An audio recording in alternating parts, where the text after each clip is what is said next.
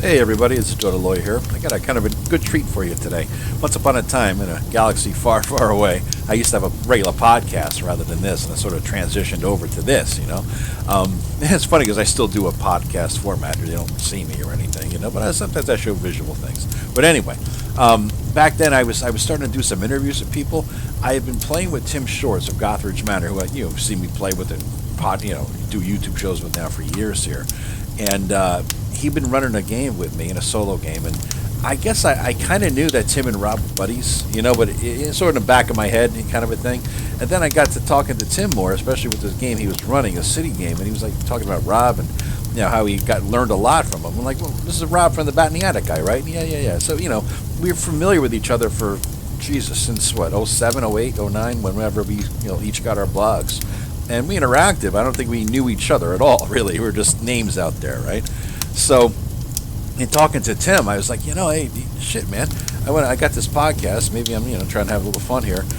How about I do an interview with you and Rob, and I could do a joint interview and see, just talk. You talk old stories, bullshit, talk about the old days and how you got together and this and that. So, Tim reached out to Rob, and I think Rob's question to Tim was like something like, "Why do you want to interview me? What's he going to talk about?" And I think Tim said probably like beer and weed. I don't know, but so anyway, we didn't talk about that at all. We talked about the good old days and how they met and all that. It was a good interview. And so I was like, you know what? I think I might it's just like lost in the ether. I might just bring that back. I had it, I downloaded it, and I'm going to put it here for you guys to listen to. Now I did not know Rob at all, really, other than just brief interactions here and there on blogs or whatnot. But he wasn't like a person in my head. He was that guy, right? And so I didn't know much about him. So this was really my first experience, talking to Rob. Definitely talking to him. We never talked before. We just interacted in writing somewhere or another. But yeah, so we talked. We got to know each other, and soon after that, we're playing D&D together. So it's kind of nice. It's kind of nice how things just evolve and come to be. So I'm going to give you. I'm just going to chop and paste in the interview itself right after this, and I figured I'd do it in the format as you're seeing here. Was a fireside chat that my brother and I do, because that's sort of what it was in a weird way. They're all virtual. They live in the same town but different rooms and different houses. Obviously, they're recording from different rooms, and I'm here in Connecticut, and it was just kind of it would have been us sitting around a fire bullshitting had we all been together. It had that vibe. So I'm doing the fireside chat. Fire video on repeat for 10 minutes at a time, right? So I hope you enjoy it. And feel free to leave comments or whatever you guys like. I like to talk to you guys too, not just these guys. All right, take care. Bye-bye. Hey guys, Joe Deloy here for the Not So Wondrous Imaginings podcast. And I got a really good treat for you here. We have a joint interview with Tim Shorts and Rob Conley. Tim is from Gothridge Manor, and Rob is from the Bat in the Attic. Both great blogs I've been following for a long time, and these guys are old friends for like decades now. They started gaming together, I guess, back in the 80s, and they've been doing it ever since. So they have a long history together. It's really interesting, and we get into a lot of good stories in the old times, and I enjoyed the hell out of it, so I hope you do too. Enjoy. All right, let's see. All right, it looks like we are recording. Hello, everybody. This is the Wondrous Imaginings, or Not So Wondrous Imaginings podcast, and I'm here with Rob Conley and Tim Shorts. Rob Conley from Bat in the Attic and Tim Shorts of Gothridge Manor. And we're here to just talk, because little did I know until about a year ago that these guys have known each other and playing D&D together more than my brother and I have been playing D&D together. We're just like, what, over 35 years, guys? Yeah, but we got together, Tim, well, we knew of each other. Right. Like when I was a senior, or was that more like my first and second year of college? Oh, geez, I can't remember. I want to say it was around the mid-'80s. I think when we really started, like, gaming. 85, 86. Yes. Okay. Yeah, around there. And our mutual friend, Dwayne, I played with him in 84. Mm-hmm. And then, but Tim was heavily into football, didn't have a whole lot of time. Mm-hmm. So, and then, after that wound down, the three of us started playing constantly. So it was a little bit in high school and then more college age era, that whole thing? Okay. Yeah, that sounds about right, yeah. Yep. So how did you, like, all right, Rob, what was your first memory of Tim? Like, even before you even knew him as D&D. Like we're talking to go paint a picture of Tim back in the day with the mullet. I'm sure he had a mullet, right, Tim? You got it. It was the 80s. We all had a mullet, right? Oh, I'm sure. Yeah. No, he did not have a mullet. No. No. To be honest, it's going to come a little strange, but a poet who happened to be a football player. That was my first impression of him. Really, a poet? You wrote poetry, Tim? Well, he was a writer. So Tim's a football player. He was a good football player before he had an injury. And I knew he was a gamer from what Dwayne said, and he was Dwayne's best friend. And so when I went over him, but when you go to his room, when it was packed full of books. Okay. And there was not just any books. There were like philosophy, true crime, books on the history of the occult, and all kinds of subject matter. And, it left an impression, and he knew them too. He read them all thoroughly. Yeah, yeah, that's cool. So I mean, I don't say he was right. He was more an author, football player. That would be more. Because even then he would. Didn't you write? You were writing stories back then, right? Yeah, I was mainly into short fiction back then. Absolutely, yeah. Yeah. Yeah. So that's what. And he was a hardcore football player. I mean, but that's if you want me the 10-cent version, that's an author, football player.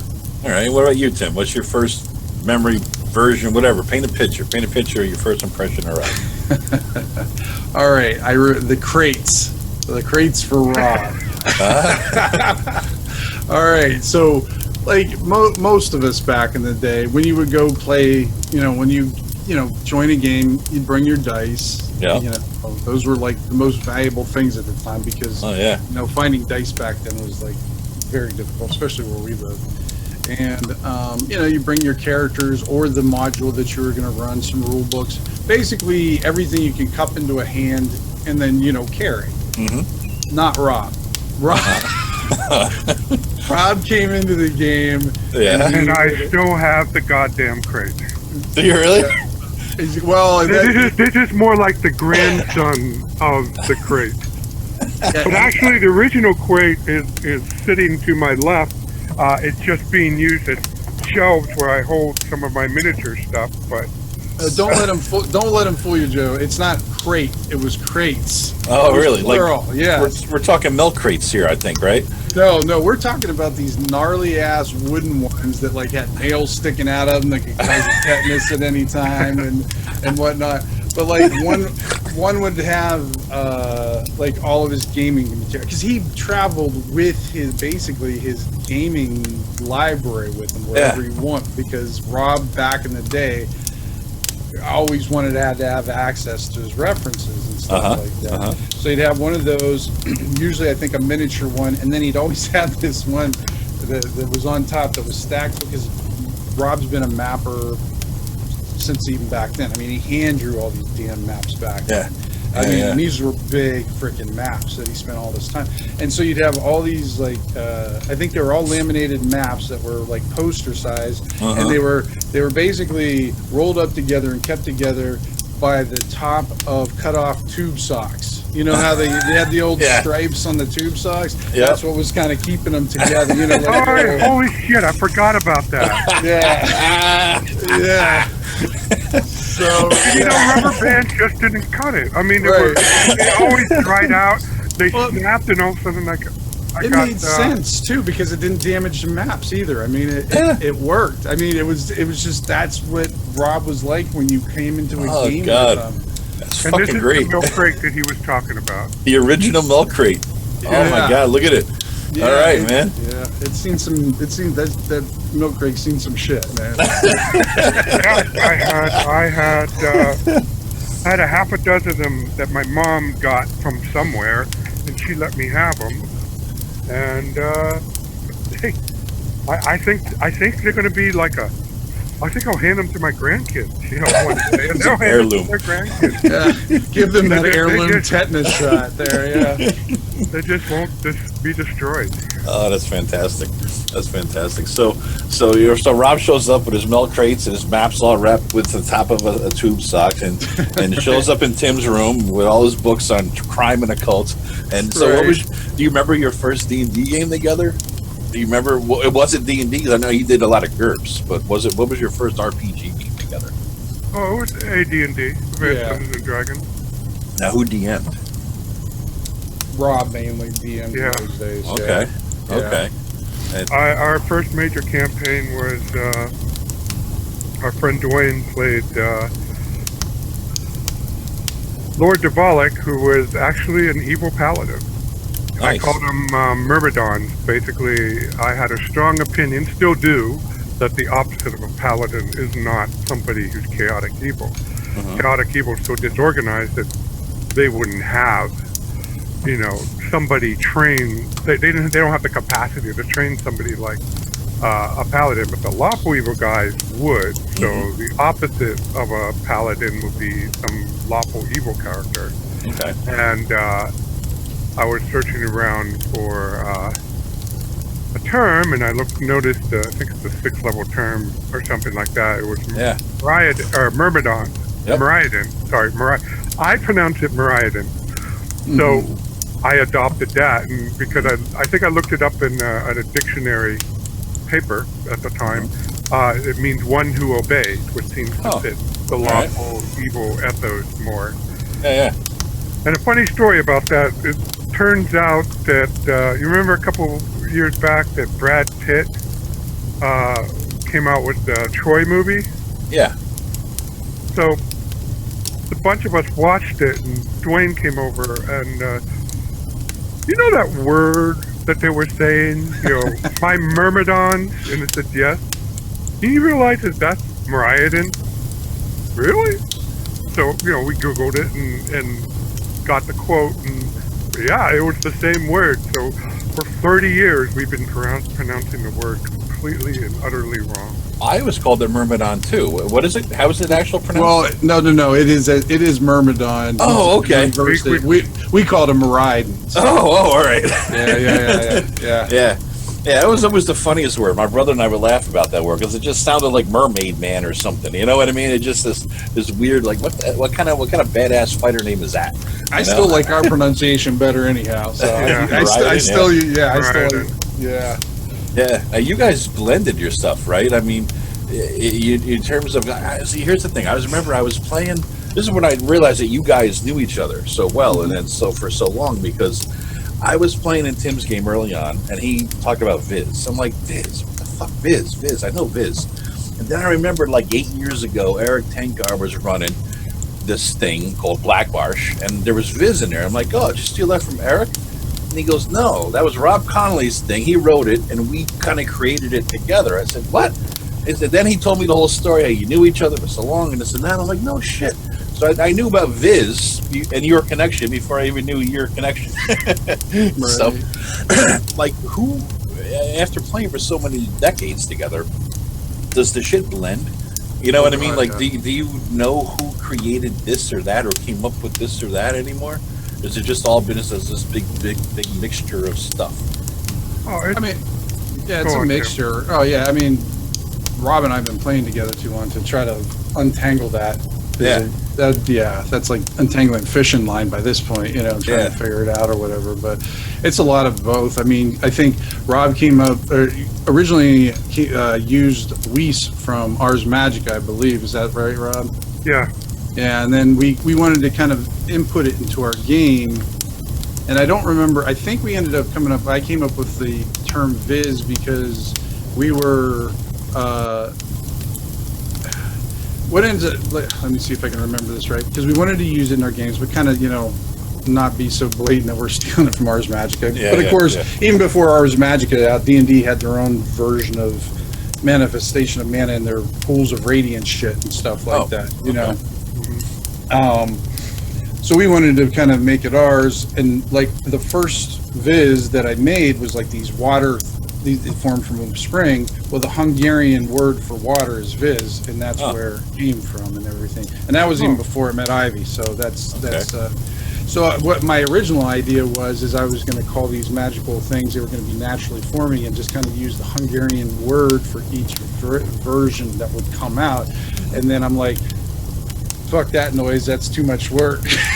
So it's just going to be Viz, and then like, you know, Rob creating his campaign and mine, and I mean, it's a lot of back and forth where we borrowed from one another and just kind of intermingled stuff.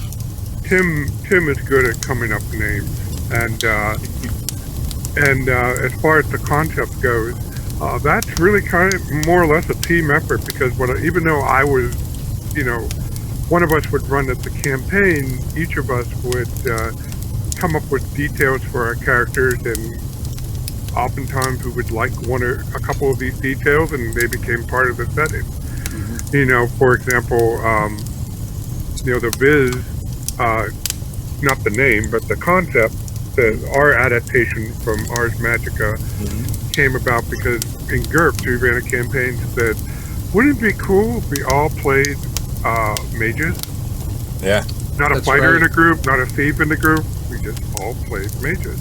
So we ran a campaign where everybody played somebody who dabbled in magic. So we had basically 3 wizard types, and then we had one guy who was more of an alchemist type.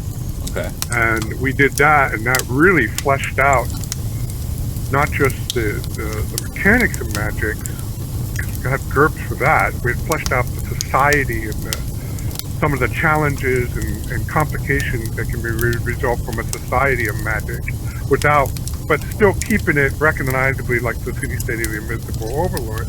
Yeah. And then we did the same thing where everybody played a member of the underworld, except one player who really had to play a mage. He wasn't over the fact that we stopped the mage campaign, so he played a mage. But the benefit of that, now because of him, we developed this sort of underground magic culture called and we called them foggers, because the primary magic that they were taught and learned were anti-divination magic. Because GURPS, like AD&D, have magic divination spells that you can cast and find out what happens. So how do you steal something? Well, if you were any kind of organized criminal gang, you hired a fogger, and they would cast a spell on the house so that when the mage tried to divine something, it's just a fog. You know, I was talking to my brother about that the other day. We did one podcast. Tim, you listened to it, I think you said, right? Mm-hmm. We were talking about the war stuff, and I was saying to him something to the effect of, you would have developed in any military situation where there are wizards. First of all, if the wizards would even take part with their 4 hit point asses, right? If they would even take part in any, you know, combat, they would have naturally developed not just the offensive spells you see in D&D, they would have developed some sort of counter spells, because the easiest wizard thing for a big battle, right? You got the improved invisibility with a fireball flying above, dropping like a bomber, like a B-1 bomber, just dropping shit on people till they run out. But, you know, you can improve the visibility, they can't see it, blah, blah, blah. But my point is, there'd be some sort of spell developed, like a fucking radar.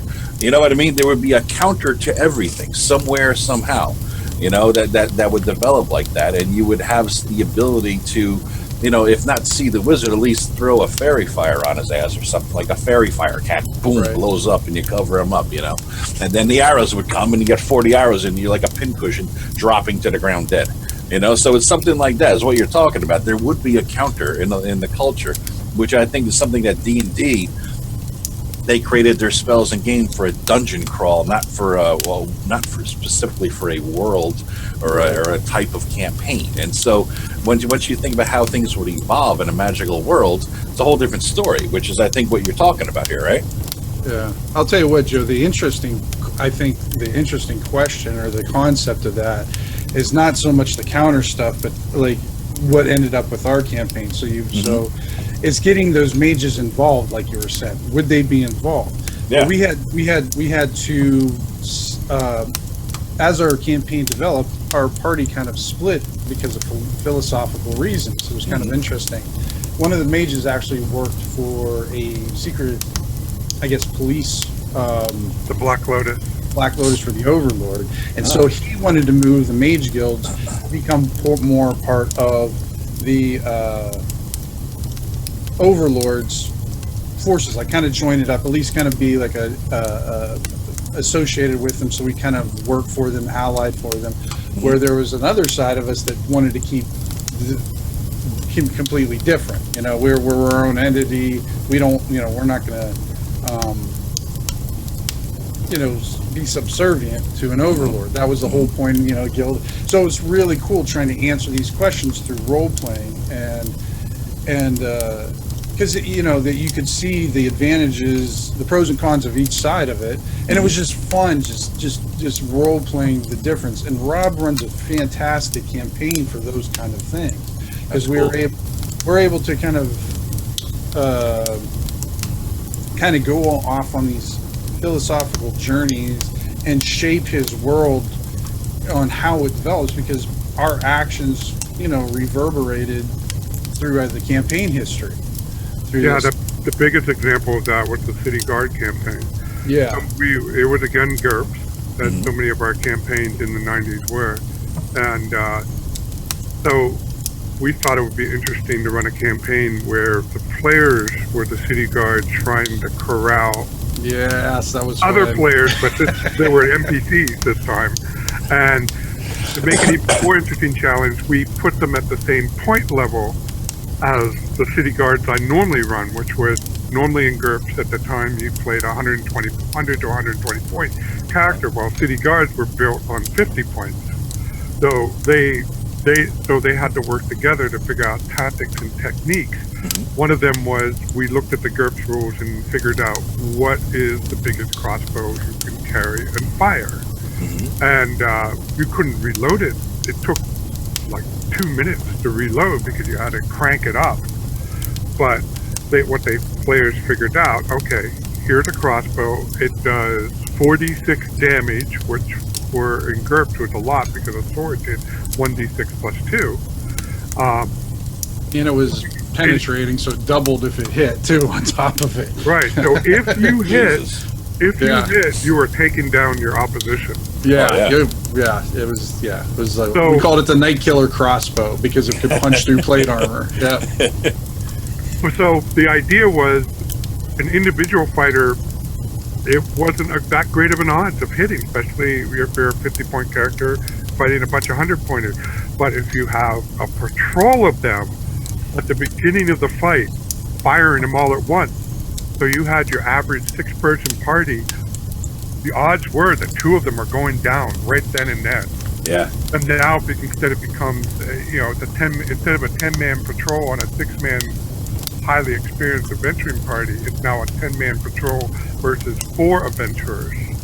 And it became much more an even fight. That's kind of cool. So after that campaign was done, Tim, Dwayne, and the other players that played suddenly started respecting the City Guards that much more. And then later, people who did not even know about that campaign wondered why the hell my City Guards were so effective. They're the badasses, yeah. It reminds me of EverQuest. Remember the early EverQuest where if you're running away from the 1 hit point goblin, he's taking your ass out, and you run to the City Guards, you know they'll kill him because he has like 5,000 hit points and he gets like a dragon. That kind of thing, yeah. Right. Yeah. Well, we played Ultima Online, but yes, there was a similar effect there. With Yeah, 1 hit dead, yeah. Oosh, Yeah. It's like, Jesus, why don't the City Guards just go out and take out everything? Why don't they go out on a quest instead of us? us first level dudes. So that was the thing about the City Guards, is because I think because Rob and I kind of co-DM'd that one a little bit. I did it for a while, and he did it, but the thing was, is the City Guards were effective, really good in the city, but when you got them outside the city, they were not adventurers. They are not built for, so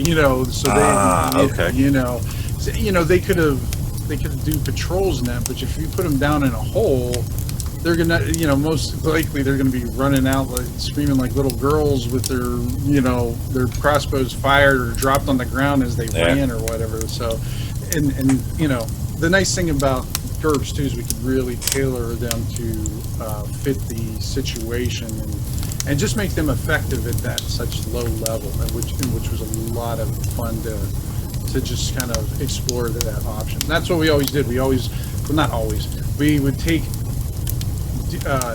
groups in specifically Rob's City State campaign, because it was the most developed campaign, and then we would just explore it. We explored the Thieves Guild, we explored the Mages Guild, we explored the City Guard, and we would all make characters based on that, and we would run campaigns for months, if not over a year, kind of exploring that concept. And then by the time we were done with it, Rob had like a completely fleshed out, fully developed groups within his campaign, which made it fun. It's awesome. Yeah. And you started with the bare bones, the City State and the Wilderlands, right? Yeah. That's it. That's awesome. Yeah. That's awesome. I mean, I'm starting to do that now. I never really did that much until recently. I'm doing this with started with the Phandalin thing in a starter set, which I think is the best starter adventure Wizards or TSR ever made. And it's just perfect little adventure, And I started expanding upon that, and I'm tasting a little bit of probably now over the last 2 years what you've done for the last 35, Rob. I mean, you have this huge, well-developed system, well-developed world, and I stripped down Forgotten Realms. I don't use any of the tropes or anything like that. I just use it as a map, names of places, and maybe some of the organizations. Same thing as you did probably with Wilderlands, and I'm just like, wow, this is so fun. I feel like I'm a historian, like an historical fiction writer, writing the big story of the entire world, and then within this story, the PCs play a little part here, they play a part there, they may affect some things on a small level. When they get higher level, they can maybe affect some of the bigger things, but the world goes on, and it's just so fucking neat. It's so fucking neat to do something like that. It took me decades to get to that point. Well, the key is to stick with the same setting. If you keep changing setting, you won't get that, or you're going to be reliant on whatever the author publishes. But yeah. Because how long you been doing the Majestic Waterlands now, Rob? It's been like what, since 84? 82. 82. Wow. Yeah. So at that one brief moment, yes, I've been running the Waterlands. Wow. Yeah. 40 years, man. And Joe, like me, I was always jumping. I develop a little bit, jump. I never stuck to anything. Yeah. The Commodore Force is the one I've stuck to the longest and developed out the most and everything. Rob's got a lot of my old shit, actually. He's like, you gonna throw that out? And I'm like, yeah, I don't want it anymore. He goes, well, let me have it. I'm like, okay. You got the old Tim's old maps or old PCs, or what do you mean? I have bits and pieces. Like he wrote up, especially when he wrote up a secret agent campaign of some type. I got the folder. I have to read the briefing again to remember what it's about, but it was really well done, so I kept it. I kept materials from an Arthurian campaign he did that was really nice. That's that was cool. a good one. Was it the Pendragon setting, or was it just some King Arthur in the? No, it was definitely it was Pendragon. It wasn't a system. Okay. But it was definitely Pendragon influence, because I absolutely love the Pendragon books and everything. But it was another GURPS campaign, and it was like I guess a fantastical King Arthur kind of campaign, because it was heavily influenced by magic, but it was that kind of magic as the Arthurian type of magic, where it was slow but world breaking. Gotcha. Kind of magic.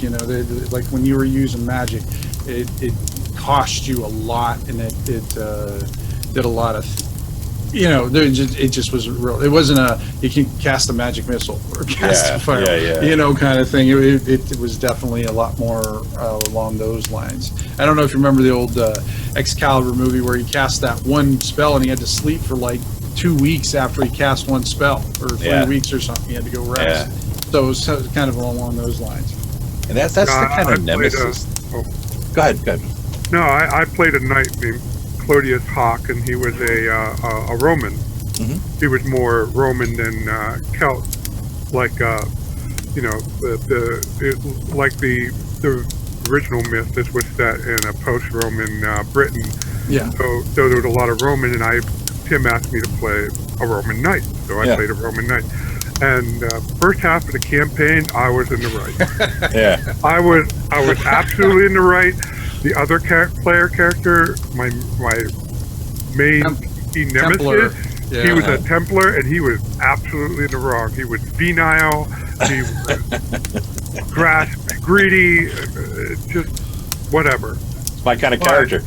But there came a moment midway where I decided to do the wrong thing, maybe for the right reason, but it was the wrong thing. So I tried to assassinate somebody, and my character's karma changed after that point. It was weird, and my nemesis actually started getting up one on me. So it was something else. It was one of your best campaigns, Tim. That's cool, man. Yeah, we ran that one for about 3 years. That one was a lot of fun. Yeah, that was a good one. So I spent a year recently playing in Tim's Colmore Forest game, which is that's why the Hunters in Death thing that Tim just put out at the Colmore Forest Inn, and I'm kind of familiar with it a lot. And he says he took a lot of the inspiration from your game, Rob, and especially when we did just recently, I don't know, a couple months, Tim, you think, we did the Scorn City thing? Mm-hmm. And he says he was like, I got an advantage. I'm stealing all Rob's stuff for the last 40 years, you know, to do from the City State campaign, you know. We did like a really granular, nitty-gritty, like, my guy wasn't even a fucking adventurer. He was an adventurer in name only. He was a first level thief, but never stole shit. He'd go around and scavenge junk from alleys and make little things and just progress like that. He had a whole this system of, you know, levels of quality of the junk he scavenged. And my whole goal was to find a way into the sewer to get the best junk, you know. It's like, what the hell? What an anti-heroic D&D campaign, and yet I loved the hell out of it, you know. It was fantastic. Well, that's the key. It's not to have some idea what the characters do. What I try to do is lay out a situation. You know, first of all, I ask them, what do they want to play? Mm-hmm. And based on what everybody play, I try to create a situation that blends some of their interests that they would find interesting. Mm-hmm. And then what happens after that, I'm willing to go where they're willing to go. Yeah. And some group need direction. Yeah. So what I do for that is I will offer them characters that will give them missions and stuff like that, like be a retainer of a lord or under the command of somebody. You know, so if they want that, I can accommodate that and make it fun and interesting. And even then, though, if they decide to leave, as long as they're willing to abide by the consequences, they can leave and not go off to do their own thing. Yeah. But you know, but a lot of players. So what you described, you know, it's what Tim does as well. Is, you know, if you're happy finding the adventure and scavenging items through back allies, making deal, getting contacts just to get your character ahead and whatever that goal is you have in mind, that's awesome. Yeah, it was fun as hell. I'd love to get back to that guy. And one of the best parts about it is that it was a gnome named Snickle, which anybody who knows Matt Jackson, because no podcast is complete without busting Matt Jackson's balls, right? And so Matt Jackson's favorite character of all time was a halfling named Snickle, and he hates gnomes. So of course my character was named Snickle the gnome, you know. So he never played. He never played after that. Well, one of the things I got to say though before we go too far too is like you've never played in a campaign with such depth and history unless you play in Rob's campaign, because Rob manages to bring that, like when you're walking through his city state, you know that it's seen the war. It's not just this generic setting. Like sometimes when it's not like, you know, Wizards of the Coast or TSR's fault. Like when you walk into Waterdeep, it's just a town with some stuff. Okay, and there's some things have happened and everything. But when I walk into City State when Rob's campaign, I know stuff has gone down. It just feels like there's layers of history within there, and you're just living in the current era, and he just does it so well. And one of the things that I've taken away from Rob from DM, because I didn't get to DM that much here's a shot at Rob now. So I didn't get to DM that much because Rob and Dwayne were like the worst players ever when playing with one another.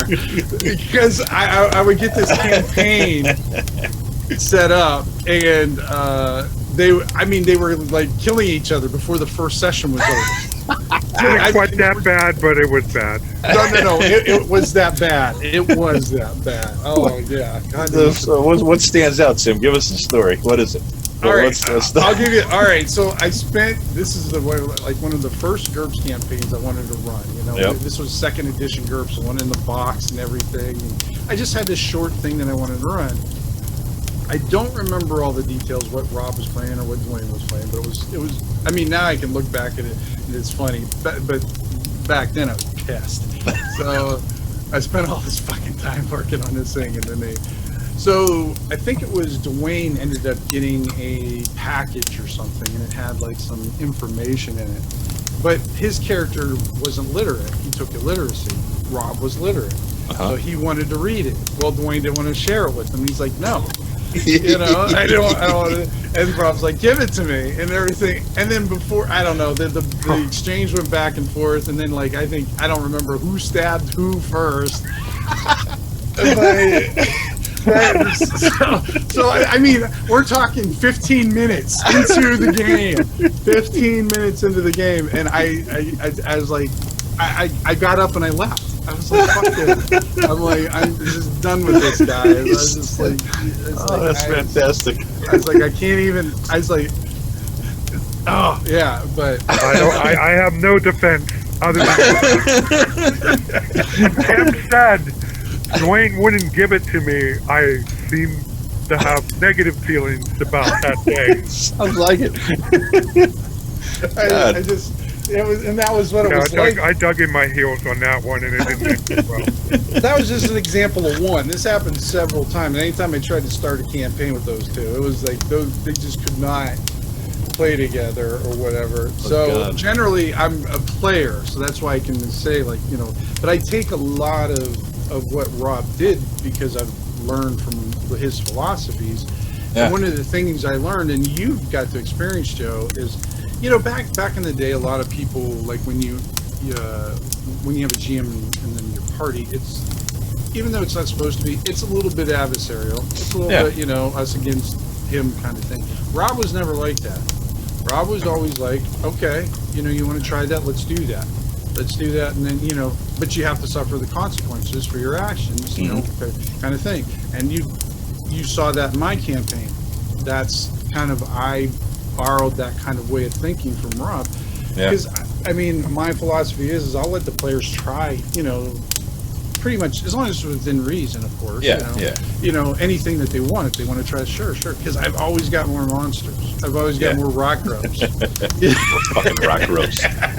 You know, so you can do it. I mean, like, so if you do something, there is a consequence to it. You know, just because you're able to do that, great. But it may have some effect down the line that you didn't expect, too. Because, like you said, it's a living world, so things keep moving on or reacting to whatever actions. And that has a lot to do with Rob, because Rob never showed up to a session without a handout for you. Rob would, so Dwayne and I had these giant binders full of Rob handouts because he was still he was still developing his world, and what he was doing it at the time in a way is he was developing different parts of it, like by 1 or 2 page handouts at a time. So one time you come in and he would give you a handout of, I don't know, the Guinorian kings, of the history of it. So you'd have that.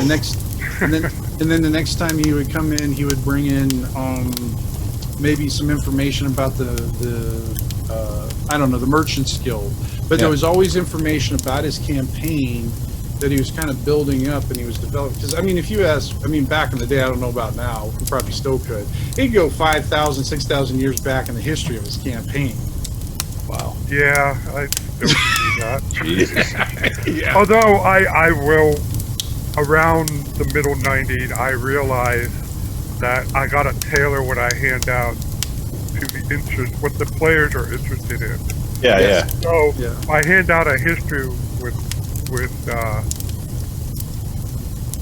well, okay. For example, in a recent campaign that I ran, I created a history for the city-state of Lenape, which is a place that these players were the first ones to been to in all the years I've been running it. And I made a King's List.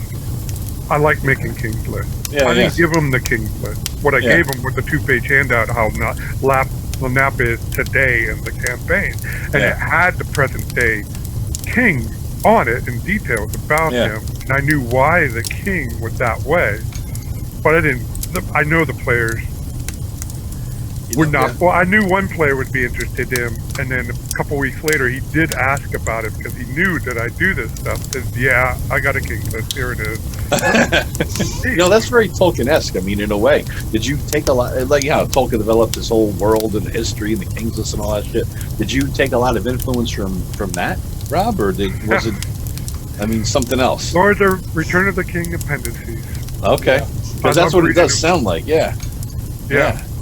He's probably got the Silmarillion like memorized. So Rob's a Tolkien fanatic, I would say. Gotcha. That makes sense then. Well, I don't know your if I world memorize it, but I know where all the beats are. So yeah. That was so fucking confusing. I remember the first time I read it. It was after the Lord of the Rings. I read The Hobbit, I read Lord of the Rings, and after they were talking about my buddies in school, Silmarillion. I don't get it. I'm reading this thing. I'm so fucking confused. I'm writing down in the back of the book, like, I had a whole genealogical chart. Who fucked who married who came out, what, whose kids. And so I'm writing all this down because I have a couple blank pages, and I'm trying to keep track. Then I get to the end of the book, and there was a whole section of that already written down. I'm like, son of a bitch.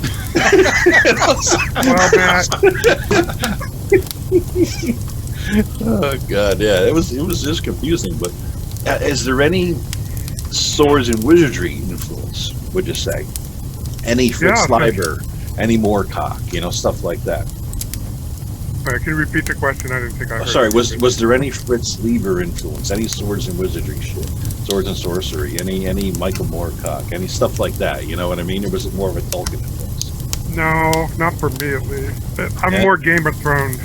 I did Game of Thrones before there was Game of Thrones. Except I didn't have a zombie apocalypse. What about you, Tim? What's your bigger influence? Sorry.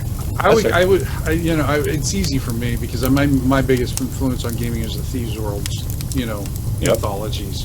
Absolutely, they were actually. Well, they were the second. I tried to read the Shannara books and couldn't get through them. Even though I didn't read back then, I didn't like them. Don't feel bad. I only got for the first one myself. Yeah. And then I got into the Thieves' Worlds books, and that really, I have to admit, like, gaming is the reason why I started reading. All those books that Rob saw was because I read Thieves' World. They kind of that was my gateway drug. I started reading all these gaming books, and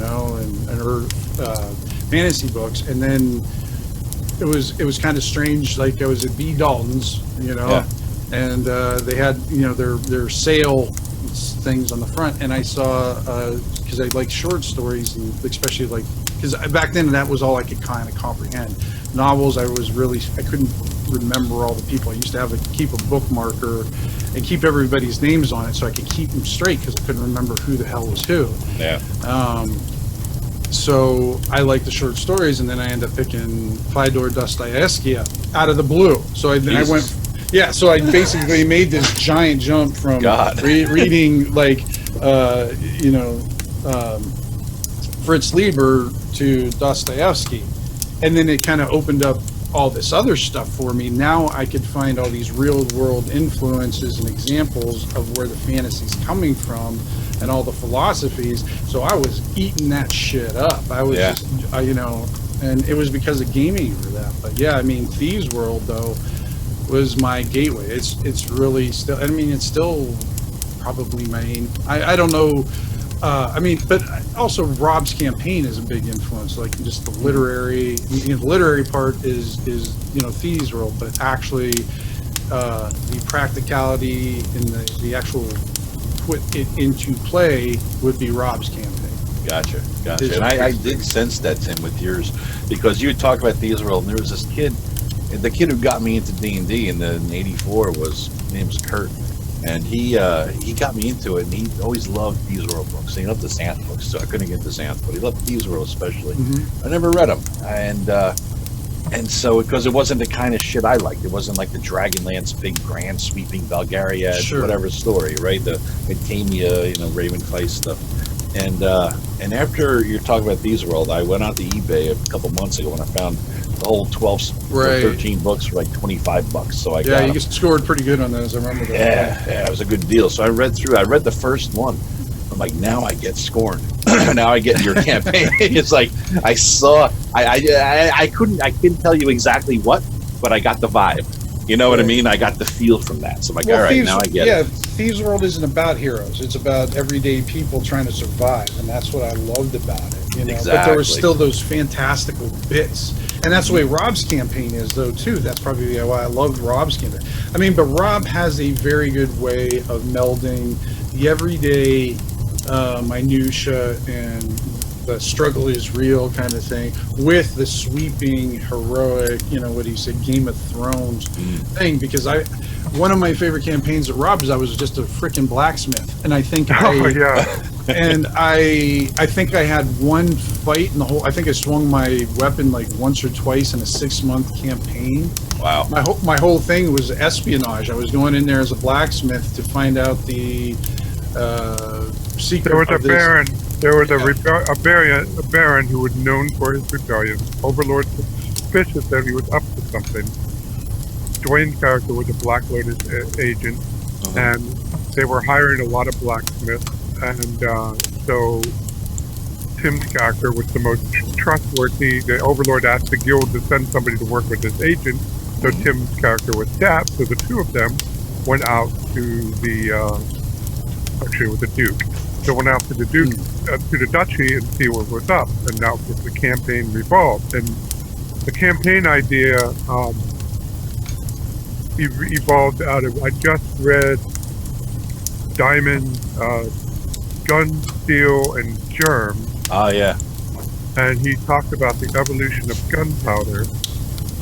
And so that was all fresh in my mind. So I used this campaign to introduce dragon powder into the city-state campaign. And this baron, this duke, had people working him who knew the secret of dragon powder, and they were using it to build. See, the first use of gunpowder wasn't for handgun; it was for siege weapons. So this would make a superior siege weapon, something that was more portable, and you could build a bigger quantity. But it required a different set of skills. So the Duke went and hired every bell maker and city-state that was free at the time to go. They could cast brass cannons, siege cannon, and so these characters. So Dwayne and Tim went out there, and I was describing the processes. Minute detail, and not many people. I mean, do you know the process of making gunning powder at the top of my head, or top of your head? Saltpeter, sulfur, and what's the other fucking saltpeter, sulfur, but do you know and how something else? Charcoal. Charcoal, fuck. But yeah, so other than charcoal, would you recognize the processes that would make sulfur in saltpeter? Well, it's easy. According to Captain Kirk versus the Zorn episode, all you gotta do is grind it up, right? That's right. Well, it's pretty much what it was. Yeah. Sulfur basically involved processing an ore that's rather smelly and disgusting, and eventually drying the substance into that yellow powder that Kirk used. Saltpeter, on the other hand, they ordered all the farmers in the region to send their manure to compost heap, and they would let it sit there for a couple of weeks, and then they dig out the core of it, and what's inside is saltpeter. Okay. And there you grind it, purify it, and of course charcoal.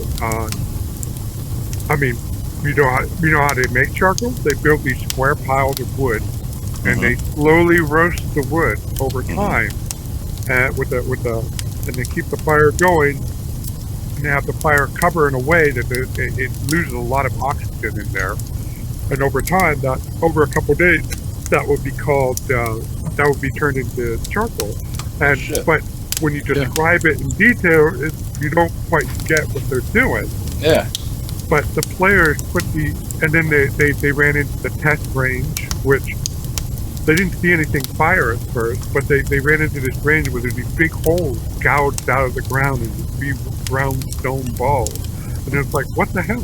I mean, and we're not talking little cannonballs like you see in Civil War movies. We're talking, 2 or 3 foot jobbies that these guys were making for their siege weapons. Yeah.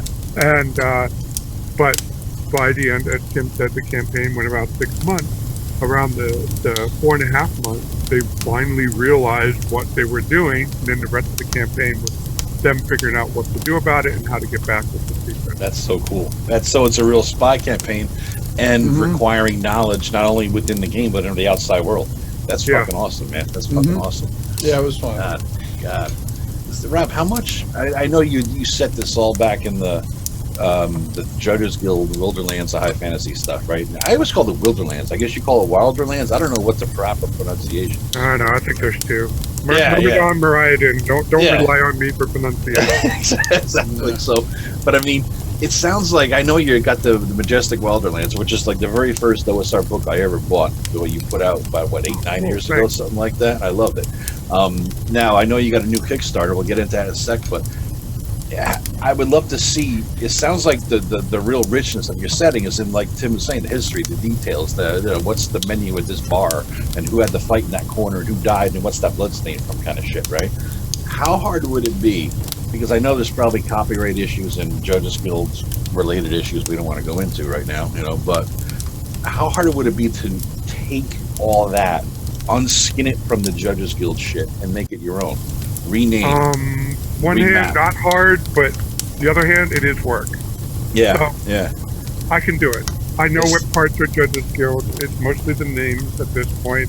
Yeah, we've been kind of working on that a little bit here and there. That's kind of like his points of light thing. We've kind of borrowed from, and like the gods themselves, like you remember me, like in my campaign, I had Seraph and Delacan. Yeah. Rob didn't want to use the Judges Guild one, so he just kind of took my names and then bolted on his god, so there wouldn't be any issues and stuff like that. Yeah, I saw that in Black Marsh. I read it for the first time. Like, oh, that's the god from Tim's game. Yeah, like I said, Tim comes up with awesome names and awesome, concepts. I mean, my details might be different, but the initial concept is always solid. Yeah. And but the funny story is, I didn't expect to get the Judges Guild license. I took an opportunity, and I was able to get the Judges Guild license. But prior to that, as part of my work on starting with the Points of Light book, and later that you saw in Black Marsh, I was building a serial numbers filed off version of what my stuff is. Yeah. I knew what came from Judges Guild, what didn't. Yeah. And I was working on it, and then I did City State of the Sea King, the map for it, and in lieu of payment, I said, could you give me a license? I just need to use the names and some of the geography and some these following details. Yeah. I looked at it and said, sure. And so I got the license, and I didn't have to do the work, and I eagerly leaped on the chance, and then I distilled it into the Majestic Waterland. I distilled the initial part of it into the Majestic Waterland book that you have. Yeah. And then I showed how some of that worked in play by the Scourge of the follow-up with the Scourge of the Demon Wolf. Mm-hmm. The only downside is I found out I write kind of slow, so I didn't get as far along as I thought I would be at this point. Yeah. But I'm still pretty much, until the recent blow-up with Bob, I won't work with a racist and an anti-Semitic. Yeah. So after that, I'm just going to continue on with the plan, but with the serial numbers filed off. And make it your own. You did the work. All you got to do is just call, instead of Bob's Tavern, call it Bill's Tavern, and boom, everything is there. It's a little bit more than that, but it's not quite more than that. So the biggest challenge, though, is distilling it in a way that's useful for you, not as a set of notes for me. So that part I have to put a lot of thought into, and but yeah, I think it's going to be exciting. I do too. I'm looking forward to it, man. I just would want love to point play out it. that to the chat, I posted the last two files that Tim was talking about, my handout. The first one is the Lands of Lanap. That's the one I handed to my players, and the second one, kind of wrote for myself the structure of the first one. Is my King's List, or Prince List in this case, because the culture that dominates Lanap is they don't have kings, they have princes as their leader. That's cool. I'm just downloading them right now. I just saw that there. That's cool. And yes, I have a story why they do that, but now you have celebrity. You have both of you have the big Kickstarter stuff going on now. Tim is wrapping his up, and you're starting yours, Rob. So why don't we start with yours, Rob? You got a new Wilderlands book out, right? Well, no, it's my rules that I've been. The rules.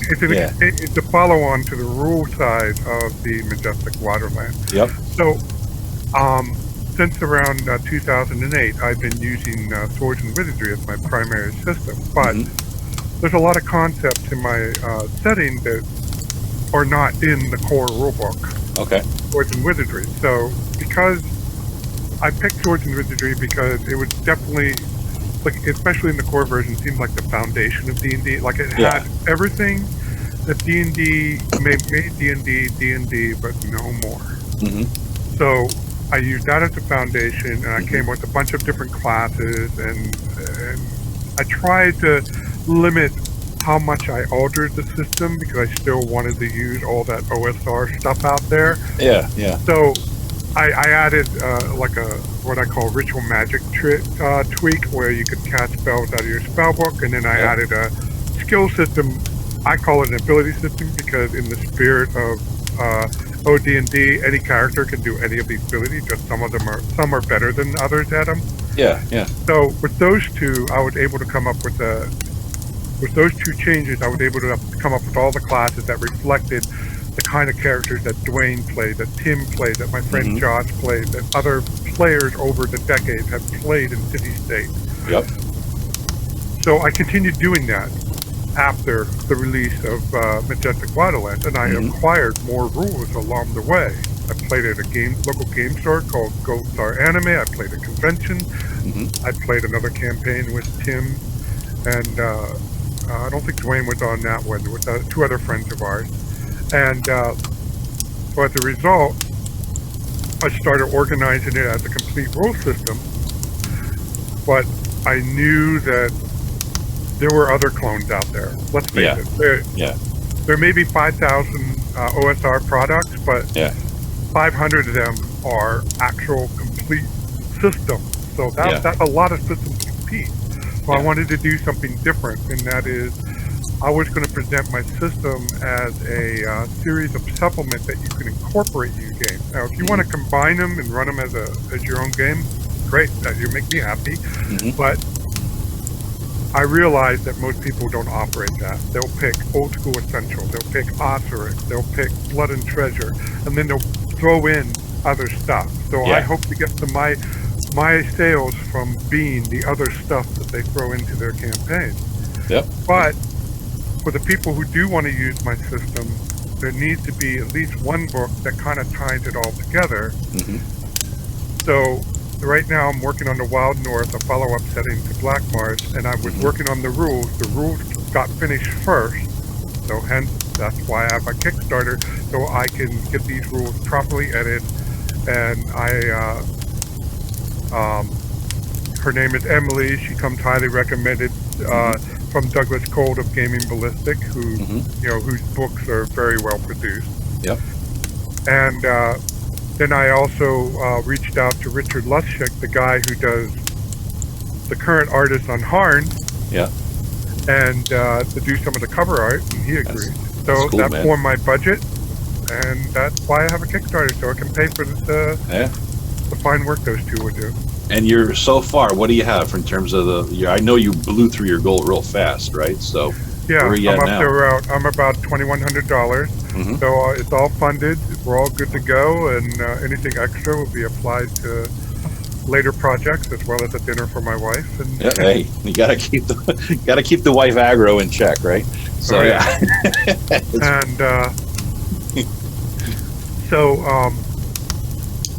so we're doing really well, and That's I have 184 backers, and I hope they are all pleased. Oh, and there's another component that I'm also funding with this Kickstarter. Not quite as resource intensive, but the Kickstarters are also a time to publicize what they're doing, and it is rules related. I thought to throw it in here. So when I ran, Scourge of the Demon, I have a couple of ventures that I'm playtesting as well as one published, Scourge of the Demon.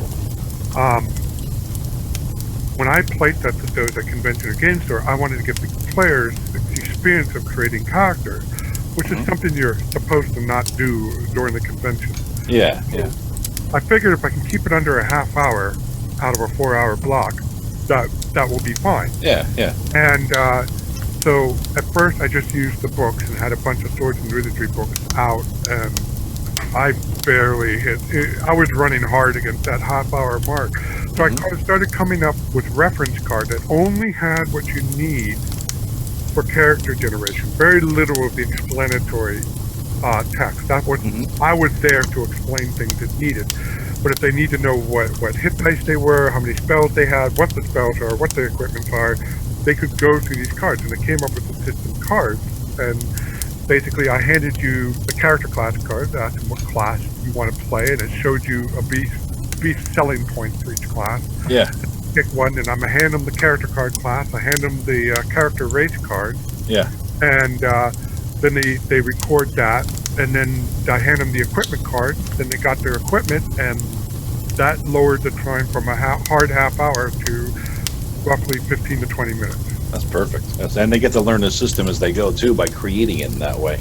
Yeah. So I'm offering the set of cards for the basic rules, and if I get done in time, I'll throw in swords and wizardry as well, and but I only promise the basic fantasy rules and the majestic fantasy rules, and so they'll have that PDF to print out at home, and they can in turn get their players up to speed very quickly. And I don't think that anybody else does.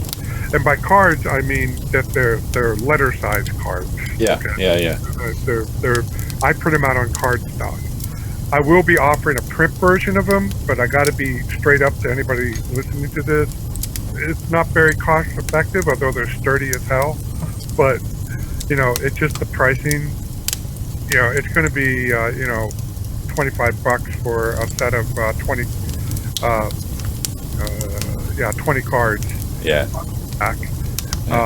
They'll be sturdy though, but you're better to print them at home. Just go buy some cardstock and print them. And you can get all this stuff as soon as you back it. You give people links to the Word version and the cards and the book, and also you get a coupon for Black Marsh, which I downloaded once again, and I got finally a print version coming because of that. So I just have I printed out, I don't know, like 2-3 times already. I printed out Black Marsh and marked it up and things like that, but now I got an official print version on the way too, so that's kind of cool. So that's cool, man. I'm looking forward to it. Yeah, it should be fun. And Tim is just wrapping up at the end of a Kickstarter of the zine project from hell. He's taking a long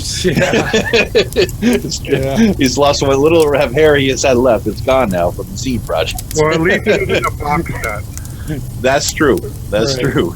So Tim, what's up with yours? You just finished, right? I mean, pretty much. So let's see. We released the PDF. I think it was on Thursday or Friday of last week, and so that part of it's done. Now I'm doing the printing, and I had the brilliant idea that because it was zine, I want to keep it zine aesthetic and do it at home. Well, I will never mark that down as one of my more brilliant ideas. But we'll get it done. I'm having a few issues with some things, but what else? What project isn't riddled with issues? But you've always had printer issues ever since I've known you. I know. Bitch about that fucking printer. I'm surprised you ever think of a sledgehammer too. With what was that? What was the movie where they beat the fuck out of the copier? Office. Yeah. That's going to be the scene. Avi's going to be recording you. You're going to have the sledgehammer beating the fuck out of his printer. Well, what I wish I could blame it all on the printer, because what I'm having with my major issues this time is like publisher. So what publisher likes to do once in a while is just make some of my artwork just vanish while it's printing. I mean, it will just forget to print it, or it will. And I don't know how it does this. It just takes it out. It's gone, and it's like shit. I have to go back and put it back in. I have no idea why it does that. All I'm doing is printing. Nobody's touching the damn file, but all of a sudden I'm looking at my copies, and all of a sudden page whatever doesn't have the artwork in it anymore. Holy shit! What if you print it from PDF rather than from publisher? Is that a thing? Because if I print it from PDF, it does not look as good, and it's a downgrade in quality, and then plus it just doesn't come out sized right either. The way the way the PDFs come out of it. So what we're going to do is we're going to try to shift it over. Matt's actually helping me, and Abby's doing the majority of this legwork, because all I do is end up swearing, and she's just like. She's calmly just trying to, do the problem solving, like burn it to the fucking ground. And so we're trying to switch it over to a different program to see if that'll maybe ease the printer issues from Affinity Publisher. My problem is me learning different programs is not my strong point. Unfortunately, publisher, unfortunately, it's one of those things. I hate it, but I know it the best, and I can get it to do anything I want. And I can, and even if it doesn't do something, I know it so well, I can make it do something, that it can't do. So learning a new program, I'm just going to have to just sit down and I guess go to YouTube University for a week and just kind of figure it out, and hopefully that will alleviate some of my swearing. I tried publisher for Spirit of the Demon Wolf, and I never had to disappear an art problem. My thing was that the moment I load up the complete file, it choked up and died and spit it out and corrupted it. And luckily I backed up. I'm obsessive about backup. So after that, I said, all right, I know it's not my beloved publisher, what was the PageMaker. It's not my beloved PageMaker, but I'm going to learn InDesign. So I've been using InDesign ever since. And actually, Douglas Cole gave me ballistic help. He gave me a few tips, and that was the breakthrough I needed to learn the rest of the software. And now I have this template set up that has all the little doodads I use. It seems like that's the key, is a template. Like, even I was looking at, because I was thinking about making a zine, and I was like, well, I could maybe do this in Word, and I don't even know, like, A5, A4 versus just folding a fucking piece of leather-sized paper in half. Apparently there's a difference. I don't even know, right? So I'm trying to figure out the basics, going to YouTube University, as you say, and I was just so frustrated. I'm like, why isn't there a zine template for retards? Why can't you just find something that you just make it this format of folding a page in half? I finally, after 3 hours, found one some guy put together. Like, thank you. How hard was that to have out there? You think they'd have something like it somewhere for Word, for us idiots. I tell you a deep, dark secret. Majestic Waterland was done in Word. It worked. It worked. It just keeping it simple, keeping it basic. It worked. The only thing I had to do is take the Word file to work and use our copy of Adobe Acrobat to actually spit out a PDF that Drive-Thru would accept. Yeah. But when I do all those booklets you see on my website, I have a digest set size template that I do, and I don't do anything fancy with the try to put an image in line or anything. Yeah, that's the images seems to fuck you up, I think, but Tim's is done now, though, right? At least the PDF is done, right? Yeah, and PDF, it's out there. Everything's done. It's just a matter of just the technical issues. But I'll tell you what, some of the copies that we've been able to manage to finish up, they look really good. I mean, I think it looks pretty good overall, and I think so far the response has been pretty positive, and of course, Joe, you're no small part of that. It's doing the heavy lifting with the editing and putting in Kojak Doorknob's Bane as much as possible. I had to sneak that in. That and Rock Rubs. That was my goal. I'm going to sneak my character from Tim's game, the Comor Forest game. His name was Kojak Doorknob Bane. Doorknob Bane because he was. What was it? We're playing with it early on. Yeah. Where you just wanted to get in. Yeah, you were just breaking all the doorknobs off this one place that had all these locked doors, so you just kept attacking the doors. Yeah, I got a Warhammer. You don't need a lockpick when you got a Warhammer, you know? so I could name the Kojak Doorknob Bane. I wanted to sneak him in there and sneak in Rock Rubs because the infamous Rock Rubs scene. I'm like, who the fuck does Rock Rubs to people? Tim.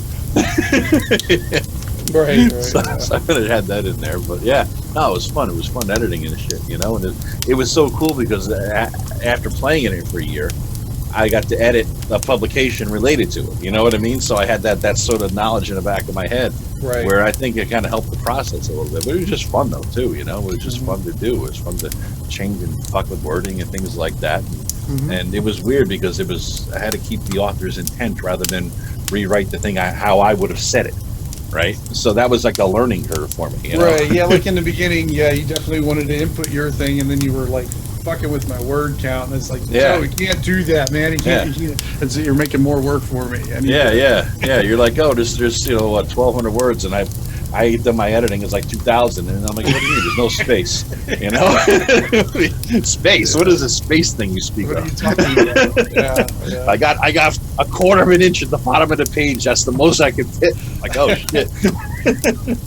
It was kind of fun though, and it's a cool thing. It's very much a representation of the game you played in your Comor Forest setting. You know what I mean? So it's really going to be I think people will really get a lot out of it. You know.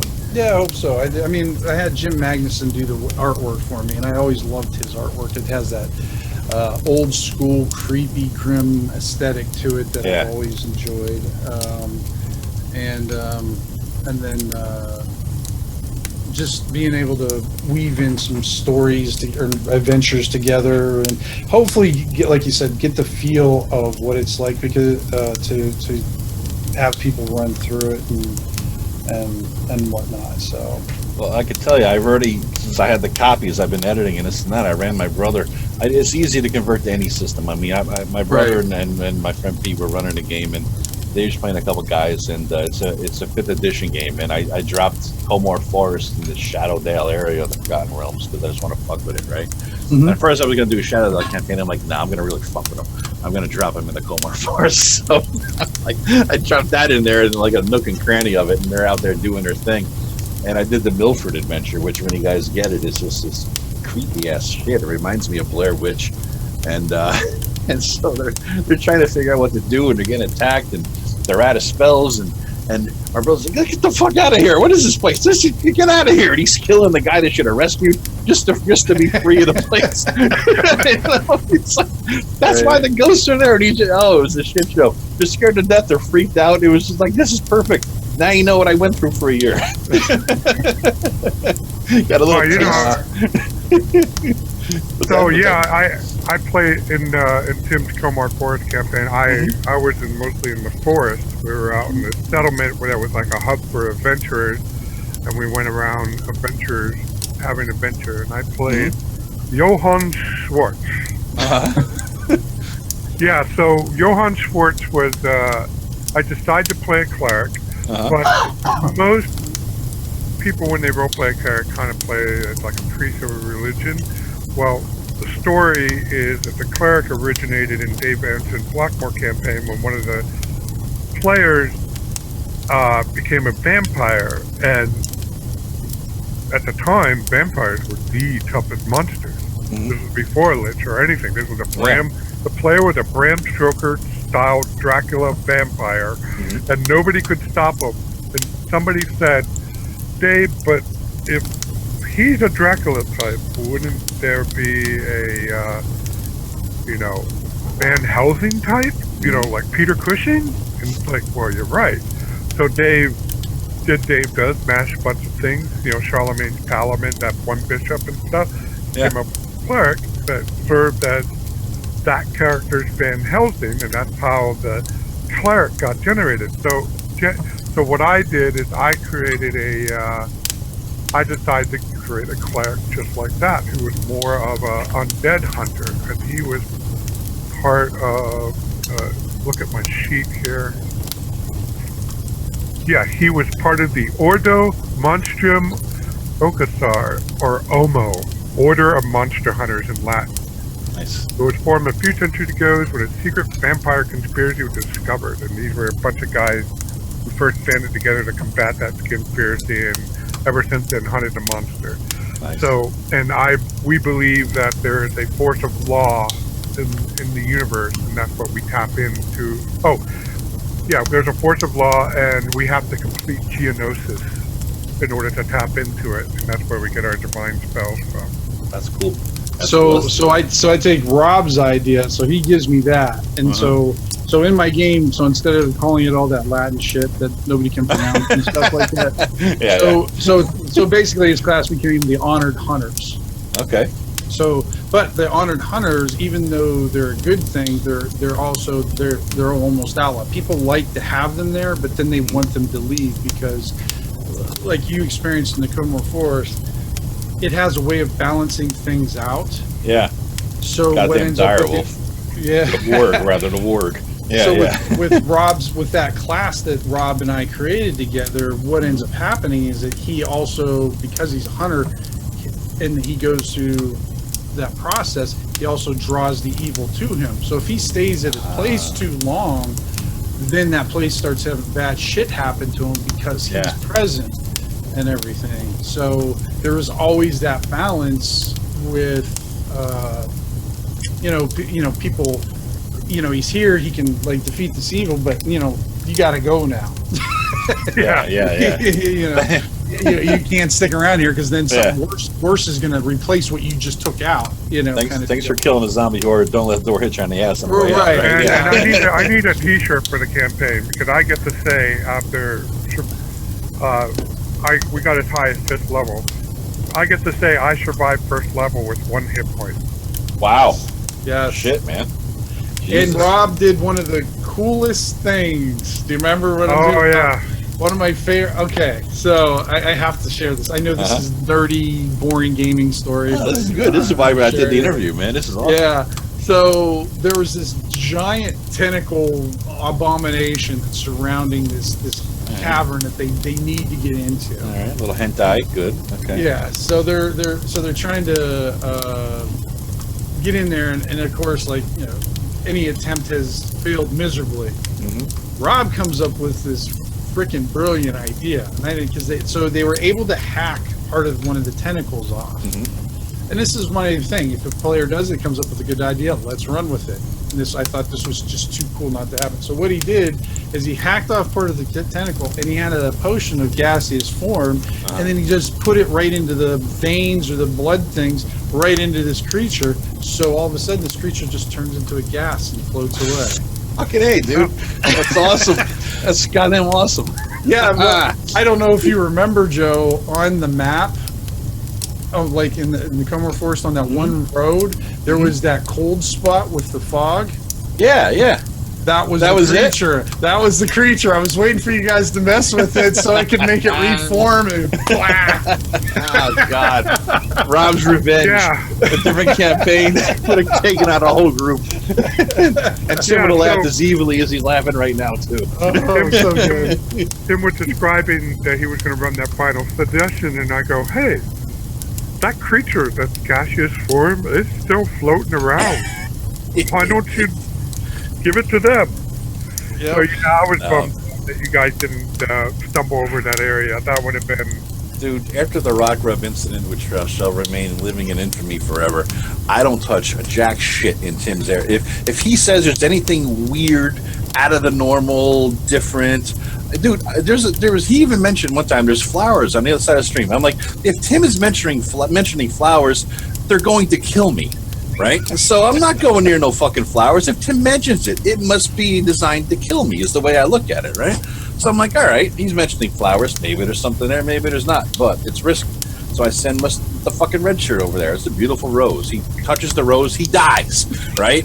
So I'm like, I was right, motherfucker. This is why you bring red shirts in Tim's game, you know? This is it. This is how you roll. Yeah, I broke Joe's OCD. He used to have to go through every room in a dungeon. Yeah. He would run out of my dungeons and adventures so quick. I mean, they would only get 2 or 3 rooms in. They're like, we're out. We're done. Yeah, we're out of here. Yep. And that's why when my brother's like, let's get the fuck out of here, I'm like, now you know how I feel, because he's the same OCD as me. You know, he's like, fuck this place. I'm like, yep. I've broken you 2 in one session. Oh, God. Now, all this other shit, though, Tim, you have like a big Patreon. What you've been doing for years now, and Tim's got like millions of things on his fucking Patreon. I've been trying to get you to publish this shit in one big massive tome, because it sounds like it's like your stuff, Rob. You have all these things you just got to bring together and tie together. You know what I mean? And put it out there. Tim's strong point, even though he may not stuck with the one setting, he does have kind of like a unifying theme. Yeah. About it. They're not, by unifying theme, I'm not saying that they're like they all about one thing. More like they all feel like they're from the same place. Exactly. They're building each other. Same vibe. And I'm trying to get him to get all this shit compiled into one thing. I volunteer, I'll edit it, whatever you want me to do, just because it's such cool shit. And it would all be, you could drop all of it into the Comore Forest somewhere, develop it out, and have this big one publication be like the master tome. You know, and it's all on his Patreon. Tim, what is your Patreon name? If you wanna go there, I think it's Patreon Gothridge, but it's under Micro Adventures. Okay. If you go in there, but I think it's like patreon.com/Gothridge maybe. But yeah. And if you sign up, you get access to all that shit. You know, so you just pick and choose whatever you want. I mean, the PDFs are free. Anybody can pick those up. That's what everything on there's free. So if you just want to grab some adventures, they're all there for free through PDF, MPC cards, and locations. But if you want a physical copy in the mail, then just pledge at that level, and then I'll send you some shit in the mail. Yeah, Rob, you ought to do that, man. Get a Patreon. Look what Matt Jackson did. I mean, he had the biggest fucking scam going of all time. And remember when he had his Patreon, Tim? Mm-hmm. He would just take fucking Dice and Logos maps, like white out Logos' name, and he'd drop it up onto his Patreon, right? It was fucking fantastic.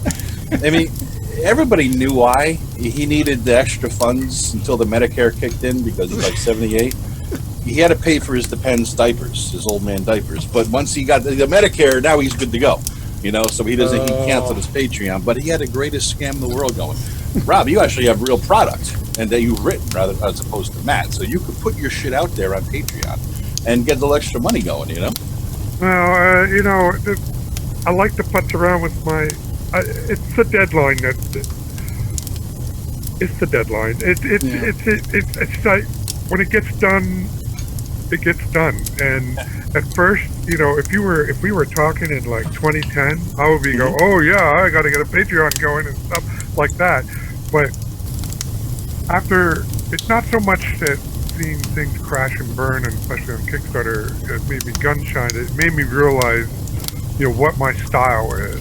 And I have a family that I got to do stuff with. I got a decent job that's going to be my primary income for a long time to come.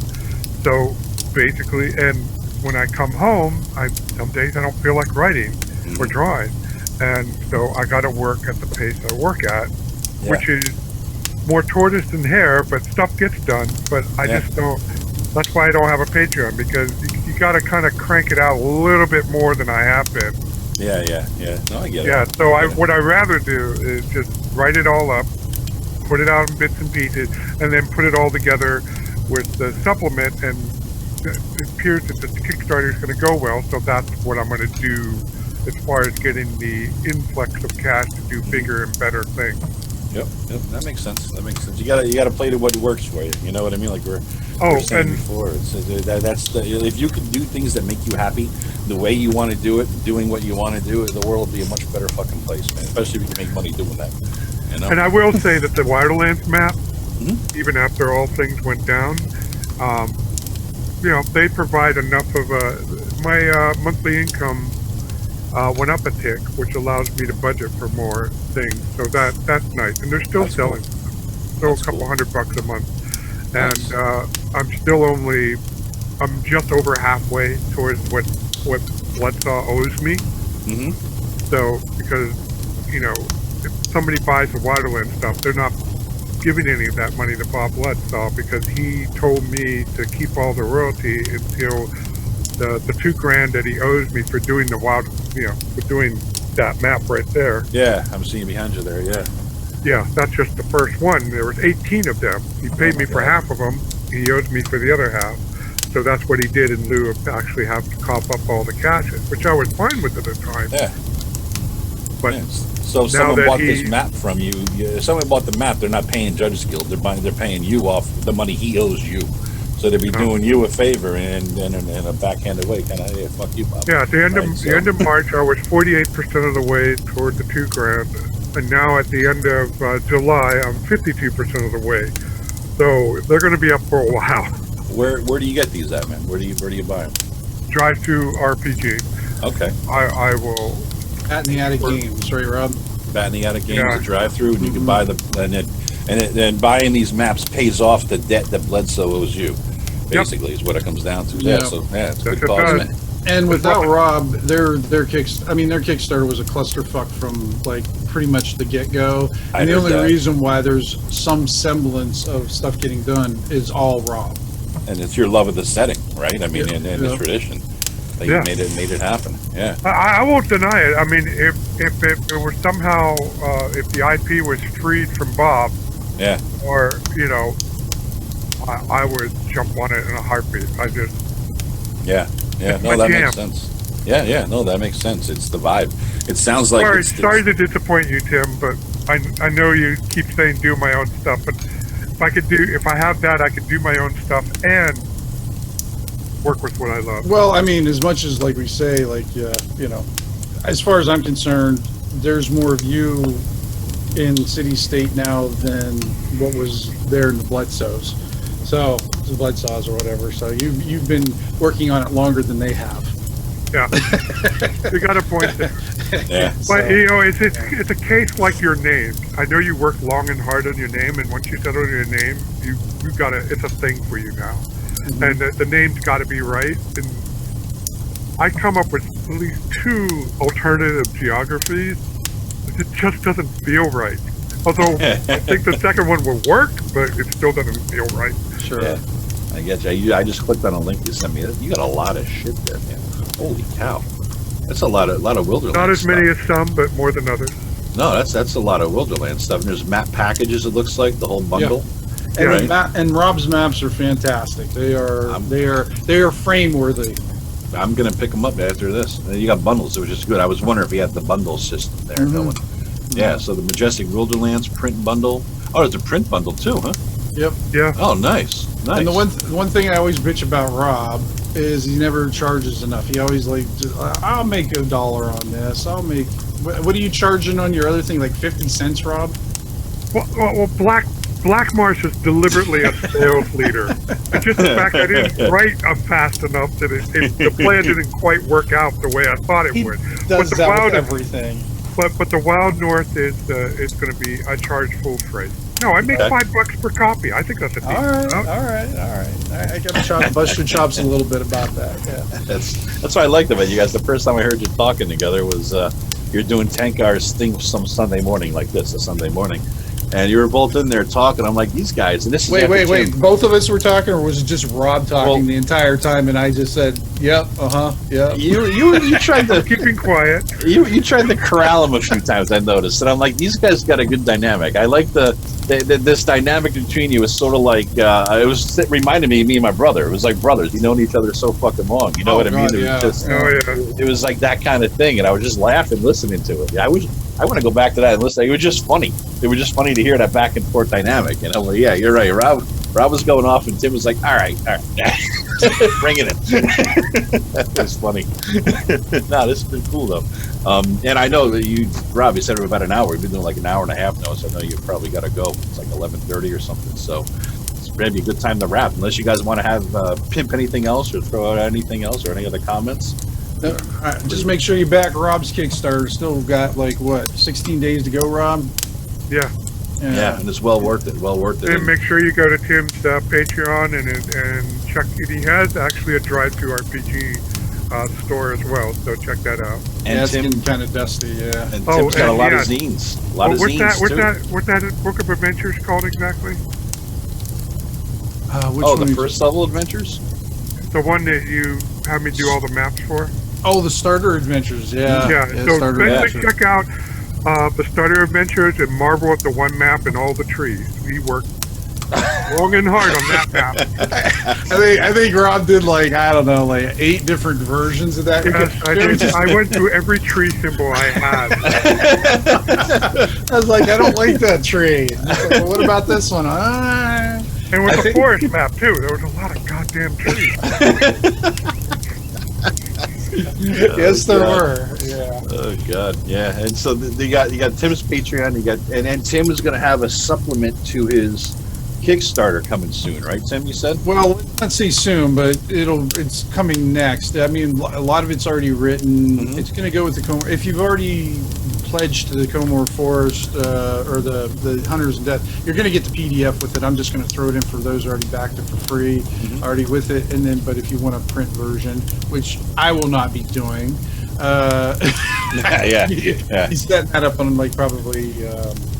RPG Now, which Rob will have to show me how to do because I still haven't figured that shit out. That's my big handicap is I just don't get the technology. It just doesn't jive with me. So Yeah.